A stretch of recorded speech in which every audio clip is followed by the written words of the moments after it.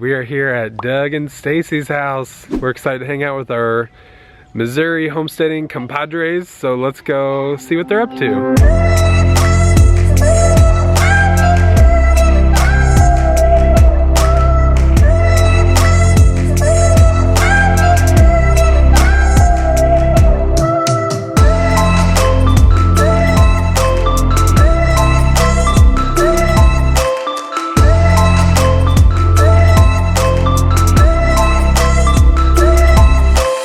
So if you're not familiar with Doug and Stacy's story, they used to live in the city, and 7 years ago they moved out to the country. They're living the pioneer lifestyle, raising livestock, growing a garden, living in an off-grid log cabin. They're helping thousands of people through their YouTube channel and through speaking engagements. So we asked them if we could follow them around and do some chores with them today, work on some projects. So let's go catch up with Stacy and see what she's up to in the barn. So I'm getting sawdust. Here, we took an old tote of a cistern tote, and we cut the top off it, and then we put our sawdust in here and we fill it up. We use it maybe when we're cleaning out the chicken coop. We use it at the bottom as a layer. We could use it, but mostly I use this for our composting toilet. So do you collect this sawdust from the wood projects from around the farm, or?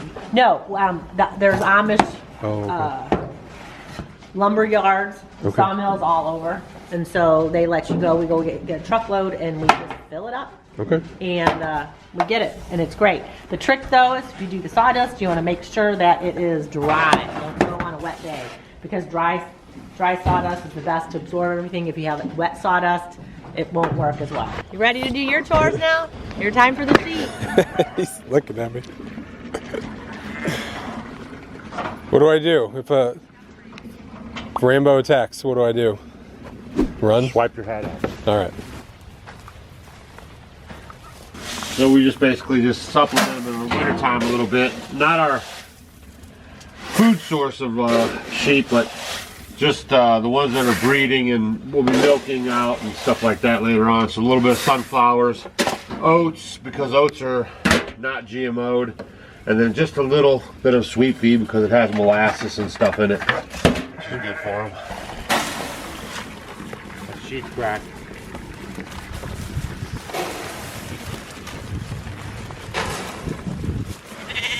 And then who do you have separated? Use it for our meat source. Okay.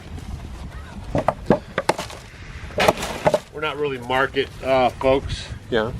So we raise our own meat, so that way we know what they've been fed, how they've been treated. And then I like to feed them just right at the fence line, so that way the babies have their nose up with the mamas, and you know, it just helps them feel more secure. They're plenty well old enough to be weaned and stuff, so, but it's just a way for them to feel more of the herd, even though they have enough. You know, there's 6 of them over there. So do you ever rotate new ones in, or do you, this is pretty much your breeding stock? That's my breeding stock. I don't like to rotate them in because, you know, you bring in disease and sickness. Okay. So what I like to do is breed those out and then cycle out the babies, use them for meat, or I sell them for income on the homestead, you know, that kind of a thing. So okay. But we've had those girls, those ewes there, we've had them about 5 years, so they still have a lot life left in them. And that ram there was top breed ram that we got only a couple years ago, so he's got plenty to go in him as well. So all those mamas put out twins, and every once in a while I'll throw a triplet. So it's a Katahdin. It's a hair breed of sheep, so there's no wool. You don't have to shear them, and it just makes it for a easy keeper. They're good with the meat. They tolerate the heat in the Midwest. They tolerate the humidity, and they have they're really good mamas, and they have good babies. You just try to put it in a different spot each day, spread it out? Yeah, create a little mulch for the ground. Give it some seeds, because there's seeds in here too. Usually make 2 piles because they like to boss each other, so they'll move back and forth between the piles. Kind of generic how that is. I should have a manger or something out here, but we've tried a couple different things, and this works just fine, really.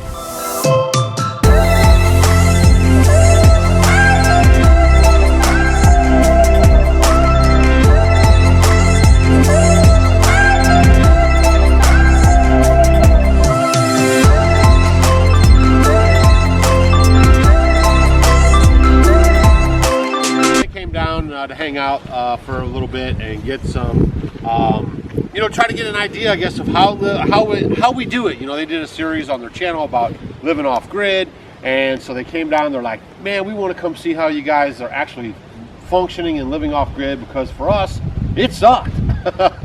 So they came down. They're getting some pointers and tips, and so I'm gonna get this thing going here. Actually, I think in this video too, I'm gonna break it into 2 different videos. We did the doghouse build all on one video. I'll leave that video right there. And then we'll do this one in a 2-part series. I'll need a day or so to let the concrete set up, because we'll be putting our posts in Quikrete. So here we go. Some good physical labor. Nature's gym, right?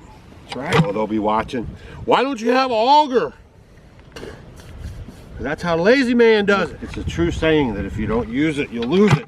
I mean, if you guys are sitting around watching videos all the time, you're not getting outside, you'll find just walking out to the mailbox, you're out of breath. But I know Rick Mitchell's watching this show. He's a homestead homie over there. Our most winningest homestead homie, old Rick Mitchell. Shout out, Rick. Most asked question is probably, are you Amish? No, and I don't play one on YouTube. I just find the clothes functional, and I'd rather pay a seamstress in my neighborhood to make me some clothes that I can wear, because I don't give a rip about labels. I don't care about what kind of signia is on my clothes. I just want good functional clothes that I can use on the homestead, and I found them in these clothes. So I like them. They're nice and plain, and in case you are wondering, I wear them everywhere, in videos, out of videos, on the airports, into this place, into that place. You know, it's just what I wear. Just like you wear Wranglers and flannel shirts, I wear handmade clothes that the pioneers wore. Doesn't necessarily mean they're Amish. They just basically wore them back then and stuck with it. That's all. So I'm actually wearing Ingalls clothes. And if you don't believe me, go watch the videos of the Little House on the Prairie. That's right. Same clothes, same suspenders, same kind of shirt. And the second one, the amount of people that say, how are you on YouTube? You're off-grid. It's smartphones and laptops that can project your smartphone right onto them and use your smartphone as a Wi-Fi setup. Modern technology, in some regards, have caught up, you know, to people that want to live a simple life like we do and not have bills. So I mean, we have a bill for the cell phone, but a lot of people have a bill for the cell phone, a bill for the cable, a bill for the internet, a bill for this, and a bill for that, and we just have the cell phone. And we talk on our channel a lot about using one thing that does a lot of things. Well, our cell phone is a hotspot, email, we can make phone calls on it, and so that's how we do it. So you don't have to have, you know, 10 bills to accomplish what we're trying to accomplish. You can just have one bill and then piggyback on that to do everything you need to do. So you did your video in the summer about how air conditioning makes you weak. And we spent our time being weak because we were off grid and we were so cold and didn't realize how much we depended on our heat.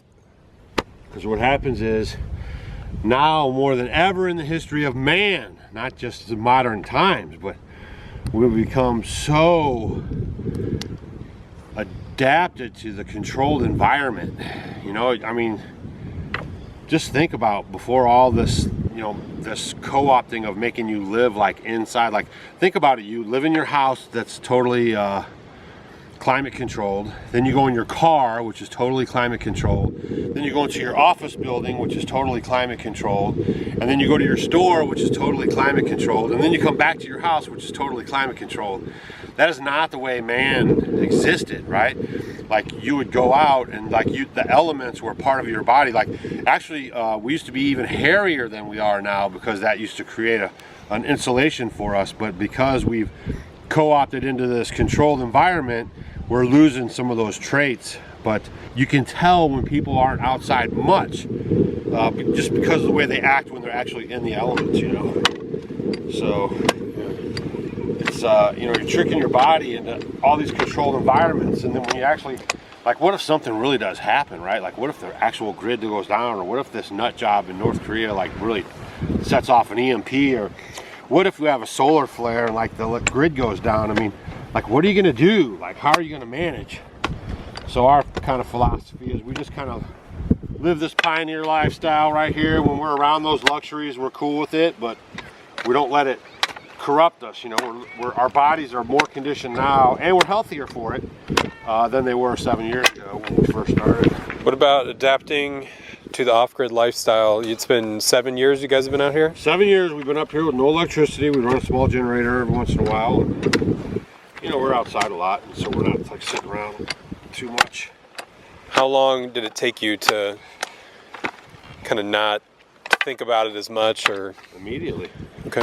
I mean, because we were kind of, I mean, when we came up here, that's just how it was. I mean, so we don't have time to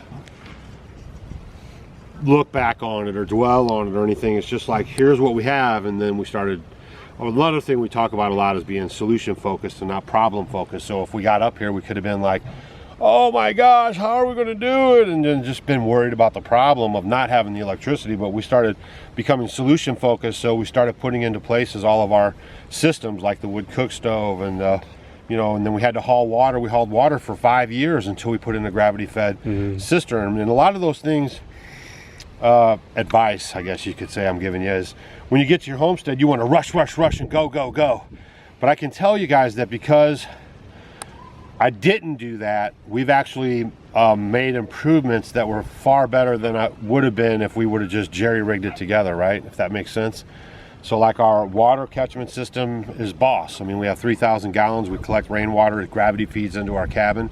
And so that system came about because of our patience, and we were using the 275 gallon totes, and we were hauling water with buckets until we really got a grasp and understood on the system and then how to put it into practice. So now we have a great water system, and we got a lot of new projects coming up on, we're gonna be putting in a root cellar and that kind of a stuff with an ice house inside of it, which has never been done. I've never seen one before, but I just got to thinking about the ice houses, and a lot of them around here are above ground, so the sun's beating on them constantly, but the ice still lasts from season to season.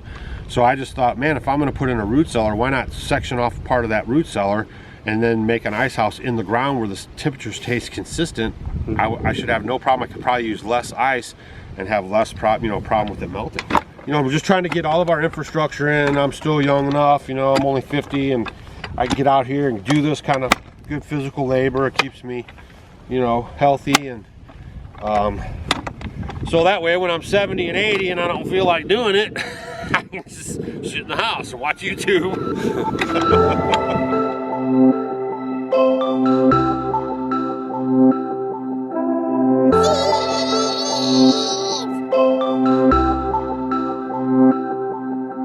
All right, well, I hope you guys had fun with us here, hanging out with Doug and Stacy. We really appreciate them having us over on their land and spending some time with them, getting to pick their brains about stuff. And when they come over to your channel, Doug, what kind of things are going on? What are you guys up to these days? Oh, we're robbing banks, holding up gas stations, living that crazy life. Now we're just living off grid. We live in a log cabin in the Midwest. Some of you guys probably watch our channel already, but if you haven't, hit the subscribe button down below. Make sure you give it a thumbs up. They're trying to get their YouTube channel going, trying to spread the love and the message of simple living. They got their little spot. They got their 2 cute kids that are just tearing our place apart. That's right. But, you know, give them a like, give them a thumbs up, give them a share. And if you want to come check out our channel, that's cool too. Yeah, do it. Yeah, do it. What Just she do said. it.